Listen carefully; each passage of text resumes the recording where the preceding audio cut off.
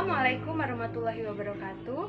Nama saya Mel Anjarwati, NPM 1901010046 dari kelas A semester 3. Materi yang pertama yaitu ijaz.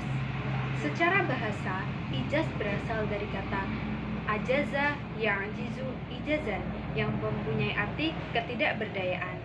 Atau secara istilah, ijaz Al-Quran adalah penampakan kebenaran Rasulullah SAW atas ketidakberdayaan orang Arab dalam menandingi mukjizat Al-Quran. Macam-macam ijaz antara lain ijaz balahi atau artinya berita mengenai hal gaib, ijaz tasyiri atau perundang-undangan, ijaz ilmi atau keindahan redaksi Al-Quran, ijaz tibeti yang berarti kedokteran, ijaz falak atau astronomi, dan lain sebagainya. Segi-segi kemukjizatan Al-Quran. Yang pertama, gaya bahasa. Yang kedua, susunan kalimatnya. Yang ketiga, hukum ilahi yang sempurna. Yang keempat, isyarat ilmiah. Dan yang kelima, ketelitian redaksinya. Materi yang kedua yaitu nasah dan mansuh.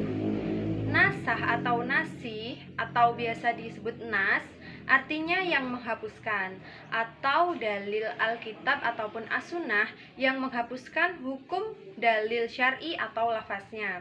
Sedangkan mansuh adalah yang dihapuskan, yaitu hukum dalil syar'i atau lafaznya yang dihapuskan.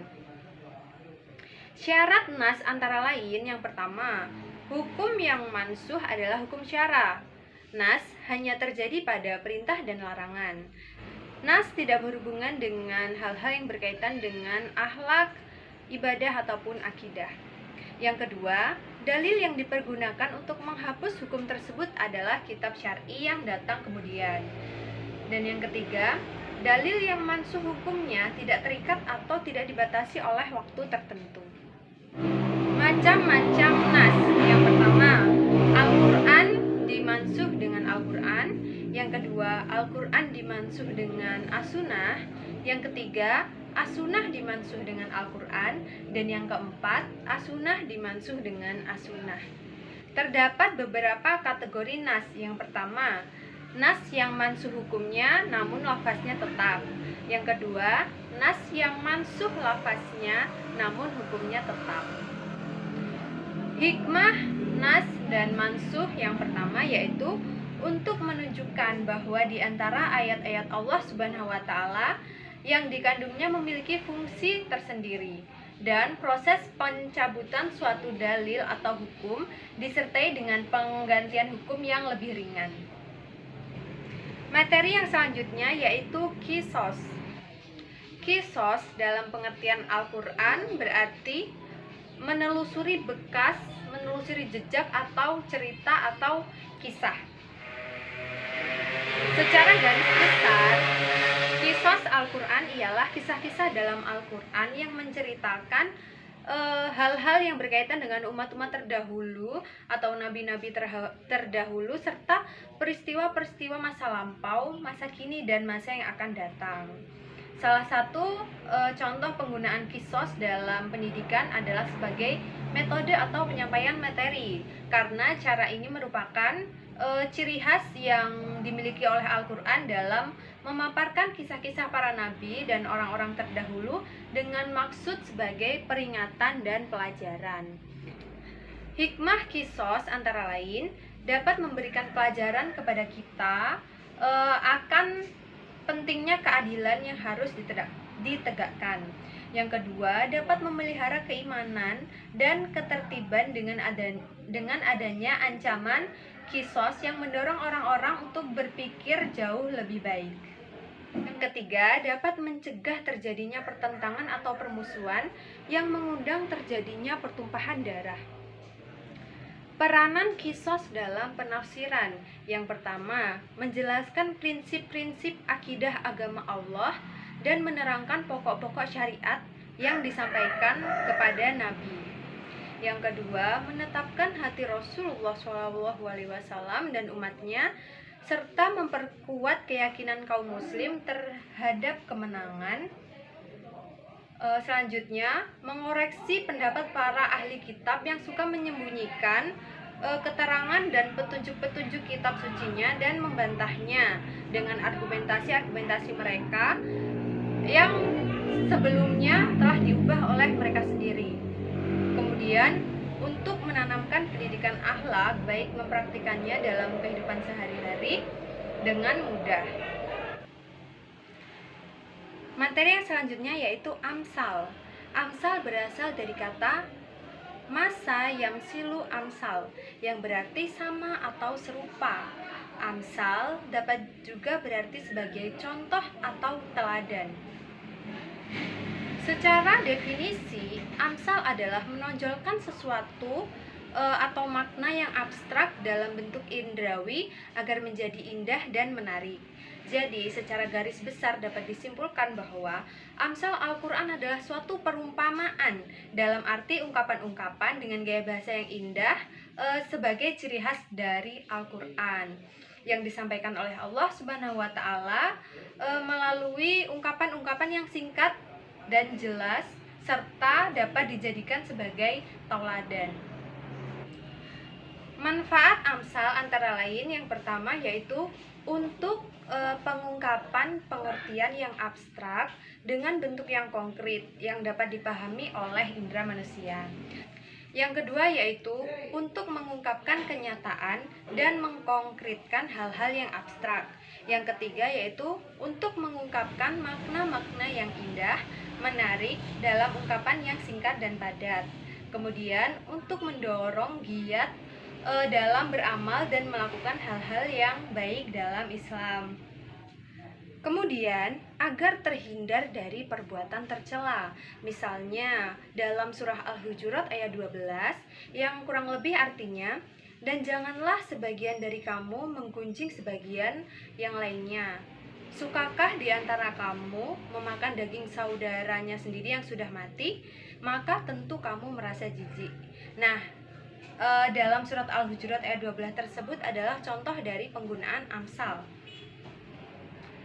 Macam-macam amsal Al-Quran. Yang pertama, amsal musarahah, yaitu amsal yang di dalamnya dijelaskan dengan lafaz masal atau sesuatu yang menunjukkan tasbih. Yang kedua yaitu amsal kaminah, yaitu amsal yang di dalamnya tidak disebutkan dengan lafaz, akan tetapi menunjukkan makna yang indah dan menarik dalam kepadatan redaksinya dan mempunyai pengaruh tersendiri bila dipindahkan kepada yang serupa dengannya. Yang ketiga yaitu amsal mursalah, yaitu kalimat-kalimat bebas yang tidak menggunakan lafaz tasbih secara jelas. Materi yang selanjutnya yaitu aksam. Aksam merupakan bentuk jamak dari kata kasam yang berarti sumpah. Sedangkan secara istilah, aksam dapat diartikan sebagai ungkapan yang dipakai guna memberikan penegasan atau pengukuhan suatu pesan dengan menggunakan kata-kata kasam.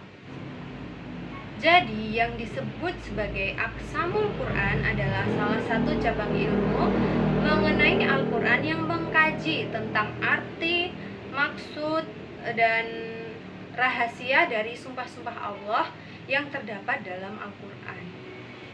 Unsur-unsur kasam dibagi menjadi 3, yaitu yang pertama muksim. Muksim adalah pelaku atau yang mengucapkan sumpah. Yang kedua adalah muksambih. Muksambih adalah sesuatu yang dijadikan untuk sumpah sebagai penguat pembicaraan. Dan yang ketiga muksam alaih atau jawaban dari sumpah itu sendiri. Macam-macam aksam dalam Al-Quran. Yang pertama yaitu zahir atau sumpah yang di dalamnya disebutkan fi'il kasam dan muksambih. Yang kedua yaitu muzmar atau sumpah yang di dalamnya tidak dijelaskan fi'il kasam dan tidak pula dijelaskan muksambih. Hikmah aksam dalam Al-Quran.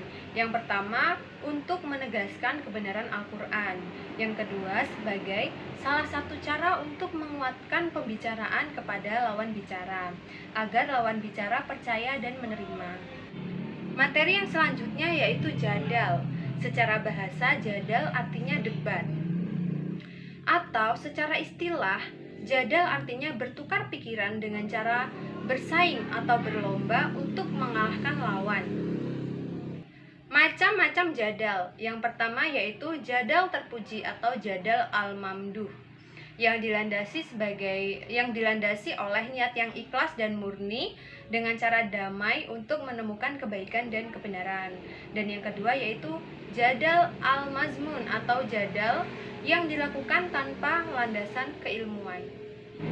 Hikmah jadal antara lain, yang pertama yaitu ketinggian bahasa Al-Quran yang membuat tidak ada seorang pun yang dapat menandinginya.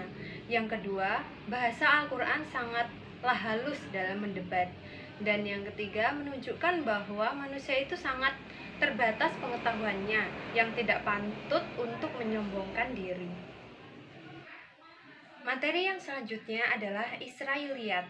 Israiliyat berasal dari bahasa Ibrani yang berarti hamba Tuhan, atau secara istilah Israiliyat merupakan kisah-kisah atau yang lainnya, serta dapat sejalan ataupun tidak sejalan dengan Al-Quran atau keislaman.